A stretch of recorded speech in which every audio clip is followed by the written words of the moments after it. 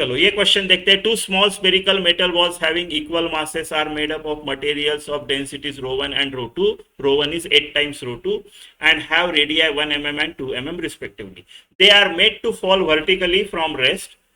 in viscous medium whose coefficient of viscosity equals eta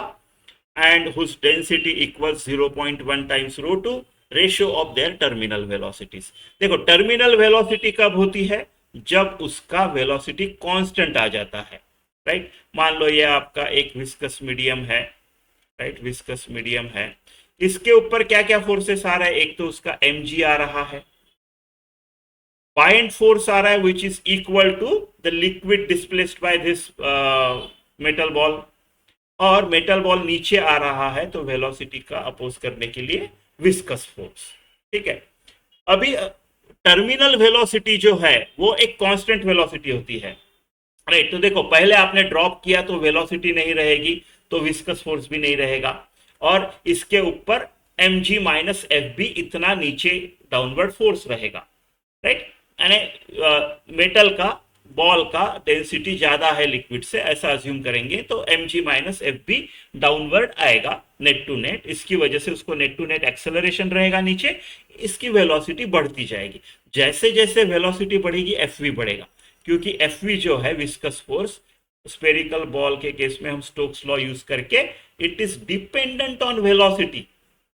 तो velocity बढ़ेगा ये बढ़ेगा। अब ये तो कांस्टेंट है, mg भी नहीं बढ़ सकता, fb भी नहीं बढ़ सकता और कम हो सकता, वो कांस्टेंट है, तो एक कांस्टेंट एक्सेलरेशन से भी बढ़ रहा है,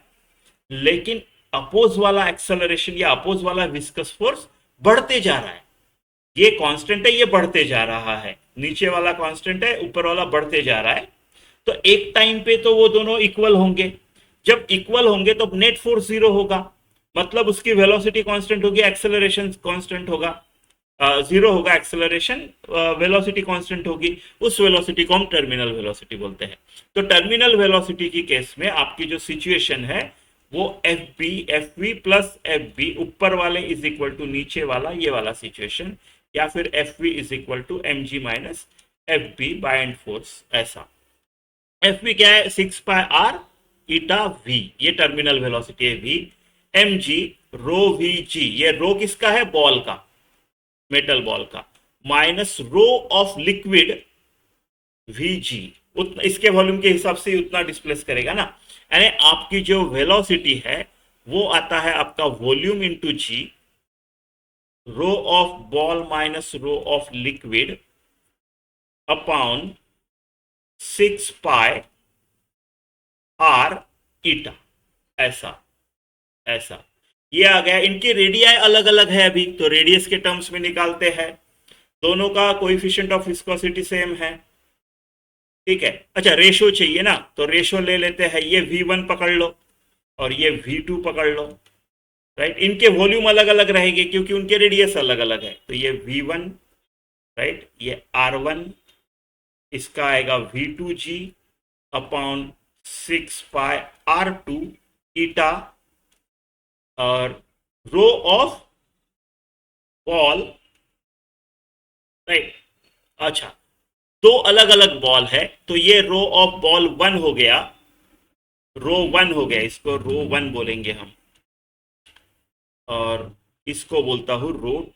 2 माइनस रो ऑफ लिक्विड, ऐसा। इन दोनों का रेशो चाहिए मेरे को। क्या क्या कट रहा है, जी कट रहा है, 6 पाई कट रहा है, ईटा कट रहा है, जी कट रहा है, 6 पाई कट रहा है, ईटा कट रहा है, तो v1 अपॉन v2 जो रेशो मेरे को चाहिए वो है, यहाँ पे देखो v1 जो आएगा 4/3 पाई आर क्यूब आएगा, ठीक है, और ये आएगा एक r इधर है तो एक कट जाएगा, और ऊपर नीचे 4/3 पाई 4/3 पाई, अच्छा ठीक है, इतनी भी घाई नहीं करते हैं, तो v1 जो आएगा वो 4/3 पाई r1 का क्यूब अपॉन r1 और rho 1 minus rho of liquid, और सिमिलरली 4/3 पाई r2 का क्यूब अपॉन r2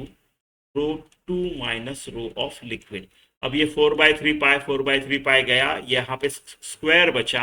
तो आपका r1 अपॉन r2 का स्क्वायर हो जाएगा, और आपका आ जाएगा रो 1 minus rho L, right. Rho L जो है वो 0.1 रो टू है, ठीक है, और रो वन जो है वो 8 टाइम्स रो टू है, तो 8 टाइम्स रो टू माइनस 0.1, तो 7.9 रो टू, और नीचे रो टू माइनस रो एल यानी 0.9 रो टू भी काट लेते हैं, तो मेरा V1 अपॉन V2 जो है, mm से कोई फर्क नहीं पड़ता, रेशो है R1 अपॉन R2, तो 1/4 हो जाएगा ये रेशो, राइट। और ये आएगा 7.9 अपॉन 0.9, ठीक है। तो 3.6, 7.9 अपॉन 3.6, या फिर मैं बोलूं 79/36, ऑप्शन डी।